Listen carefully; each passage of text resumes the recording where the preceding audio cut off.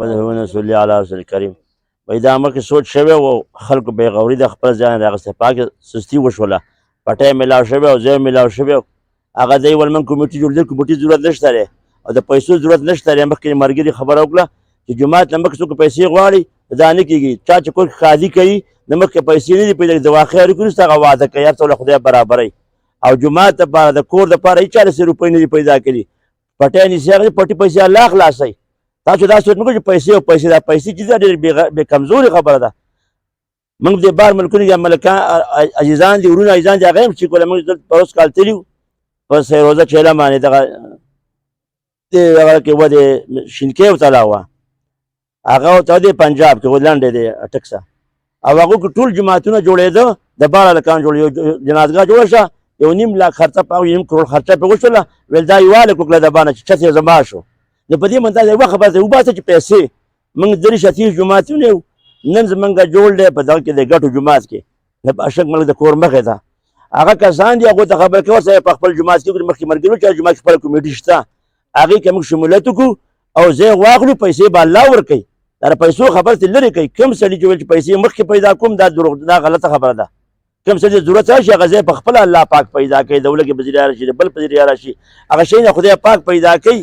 په نورو لانجو کې چا هم پکې اسباب پیدا کړي دي دا یو خبره ترې وباسئ بل الحمدلله پاټک کې داسې کسان شته دی دا د پاټو ذمواري نه ده ته د پاټۍ دې کټ کوي خپل پاټک کسان چې دي الحمدلله صدقه خیرات دی او قبر له څوک یقه کسان به تاوان کوي څوک چې نه مري تاوان نه کوي څوک چې نه مري تاوان نه وتلی نور واده کلی پکې حساب شي بیا مشوره به وشي که واده کلي باندې پیسې کېږي که کور په سر پیسې کېږي او 5000 2000 روپۍ او اوس پکې ازاد دی که چا 10 لکه ورکوي که چا 10 لکه ورکولې دا د پیسو شرط یې وباسئ او ځای خوښ کوئ او پیسې به الله پیدا کوي یو کس غواړي یو کس سربره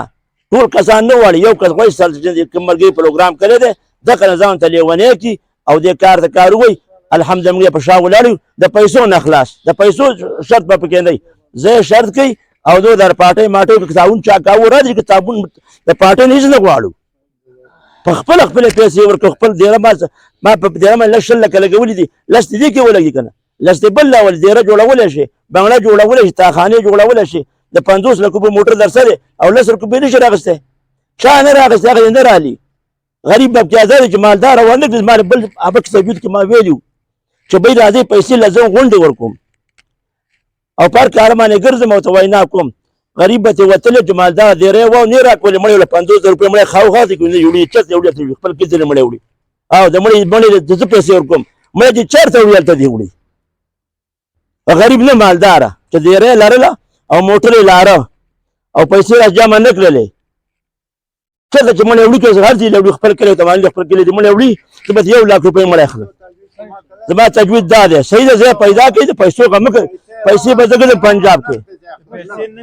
وره یار دا